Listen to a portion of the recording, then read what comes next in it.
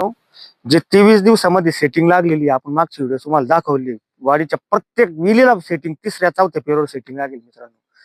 त्यासाठी मित्रांनो आपण शेतकरी मित्राला सेंद्रिय स्लरी बनवून ठेवायला लावली ती. म्हणजे सेंद्रिय स्लरी 100 लिटर आपण प्लॉटला देतच होतो मित्रांनो. 7 दिवस 8 दिवस अशा पद्धतीने मित्रांनी काम केलं मित्रांनो.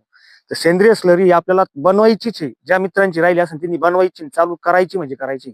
मित्रांनो ज्यावेळेस मिल्टिंग येते त्यावेळेस आपण केमिकलच्या ड्रिंचिंग तर त्या ज्या कालावधीत केमिकलची ड्रिंचिंग पाहिजे त्या टायमिंगला आपण प्लॉट मधून तुम्हाला सांगणारच आहे. पण सेंद्रिय स्लरीचा आपल्याला फायदा आहे असं म्हणणार सेटिंगला मित्रांनो. सेटिंग स्ट्रॉंग कॅप्सूल निघणारी मुळी कुठली चोकअप राहणार नाही मित्रांनो. मुळी जर चोकअपली राहिली नाही तर मित्रांनो आपण निश्चित पहिली सेटिंग पकडणारी आणि 30 टनाकडे आवरेज जाणार मित्रांनो. कुठल्याही प्रकारचा थंडीचा आपल्या प्लॉटला कुठलाच इफेक्ट होणार नाही मित्रांनो. काम टायमिंग आणि वेळेत मी जे तुम्हाला सांगितलेलं आहे सगळ्या गोष्टी बारीक सारी गोष्टी सांगणार मित्रांनो. आणि प्रत्येक व्हिडिओ सांगू राहिलो मित्रांनो. अशा पद्धतीने नियोजन करायचंय.